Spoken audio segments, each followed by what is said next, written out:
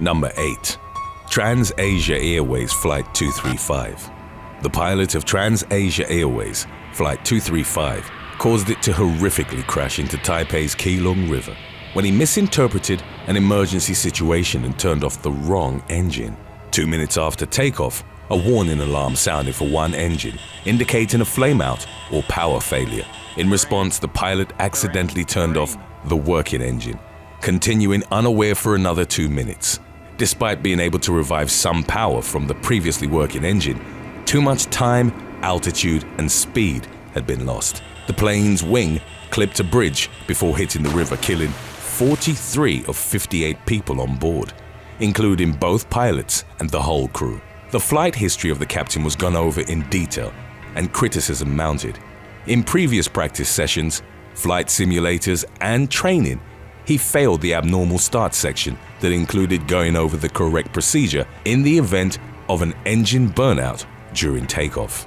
Although he eventually passed, his report stated that he showed hesitancy and was prone to be nervous and may make oral errors during the engine start procedure. Number 7. Asiana Flight 214. In 2013, 3 people were killed and 182 were injured when Asiana Flight 214 crashed while trying to land at San Francisco International Airport. The weather was pristine and air traffic control cleared the pilots for a visual approach landing at 11:27 a.m. By 11:28, however, the Boeing 777 had crashed just short of the runway. Within that short minute, the plane's autopilot had inadvertently been turned off, and the aircraft began to lose speed and altitude. Approaching too low and too slow, the tail end of the plane hit the seawall and broke. 4 flight attendants, still strapped into their seats, were sucked out of a hole in the back and seriously injured. The plane began to billow dark smoke and catch fire as the crew sprang into action, but the emergency evacuation was as carelessly done as the landing. 2 emergency slides deployed inside the aircraft, trapping and almost suffocating passengers and members of the crew. 10 people were sent to the hospital in critical condition, and 3 teenage girls died, 2 at the scene of the crash and 1 later in hospital. Yi Mengguan, one of the victims, is believed to have survived the crash only to be run over by a fire truck rushing to the scene.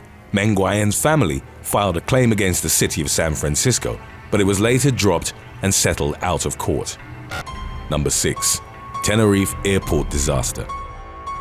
The 1977 Tenerife Airport collision between KLM Flight 4805 and Pan Am Flight 1736 is the deadliest airline accident to this date, with 583 fatalities.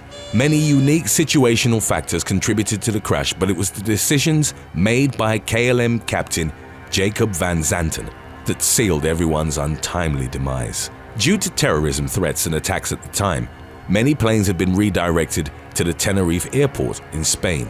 The influx of planes created delays and busy runways, but it allowed Captain Van Zanten to unnecessarily refuel the jumbo jet. Once the airport opened up again, Van Zanten was instructed to take the aircraft to the end of the runway and await takeoff clearance, while Pan Am Flight 1736 used it to drive to an adjoining taxiway. Perhaps due to impatience and fatigue, the KLM pilots initiated takeoff without final clearance from air traffic control. As they sped down the runway, they missed another radio warning that a second aircraft was still on the runway. When pilot Van Zanten finally saw the Pan Am jet through the fog, he desperately tried to pull up and gain altitude. But because the jumbo jet had been completely refueled, it was too heavy. It ricocheted off the midsection of the other plane and burst into flames 1,000 feet away, killing everyone on board. Miraculously, 61 people from the front end of the Pan Am jet managed to survive.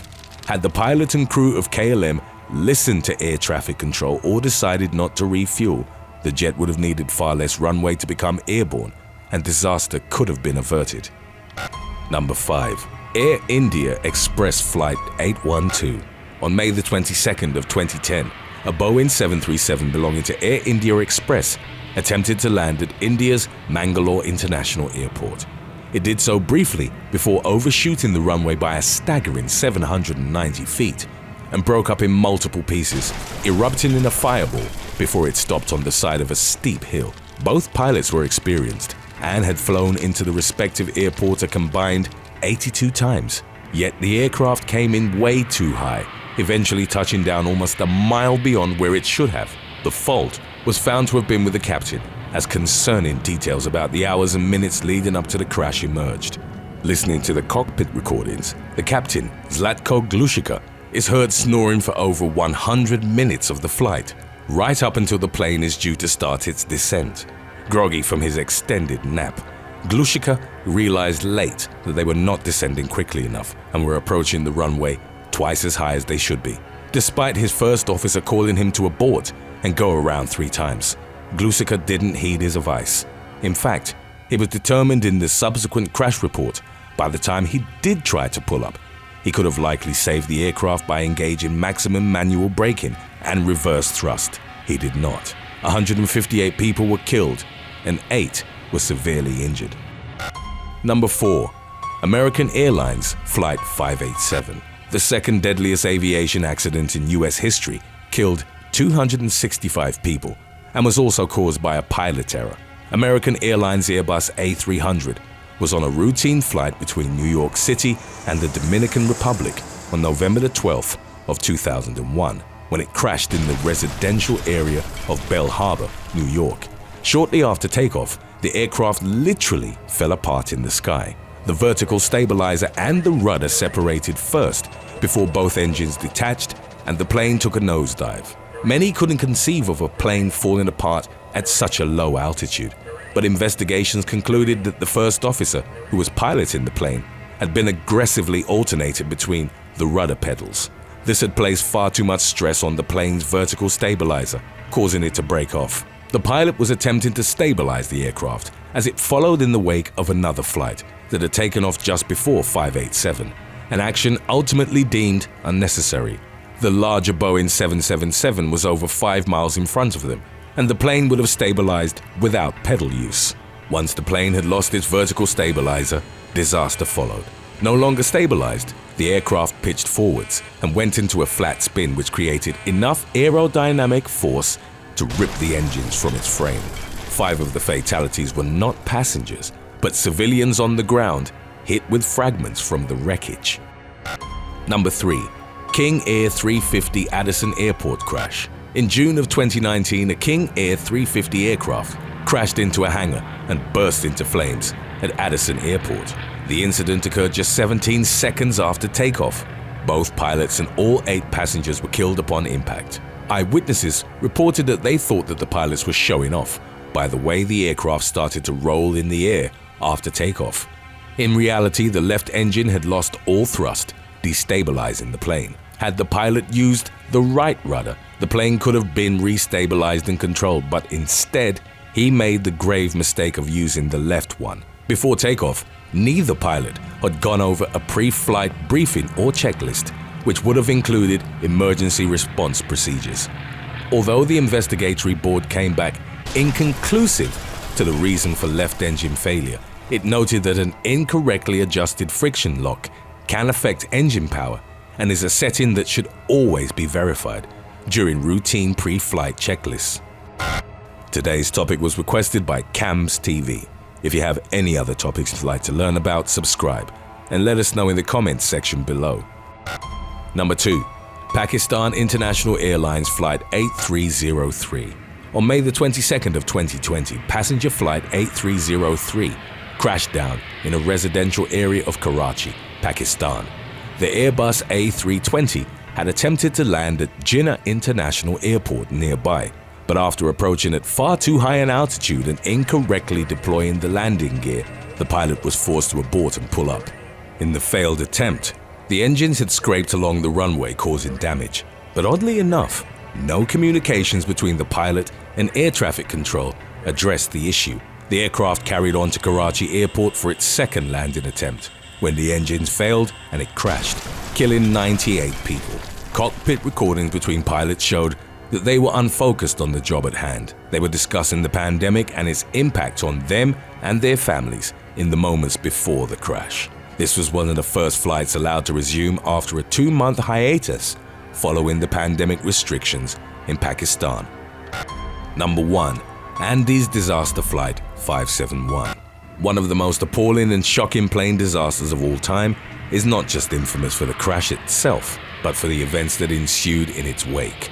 On Friday, October the 13th of 1972, a Fairchild FH-227D aircraft was chartered to take a college rugby team and their relatives from their home city of Montevideo, Uruguay, to Santiago, Chile, for a game.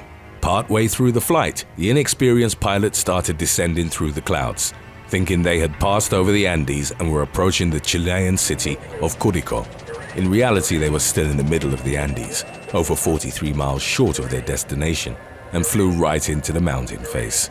The initial crash killed 12 people, leaving 33 survivors, with varying injuries stranded in sub-zero temperatures with no supplies and little shelter.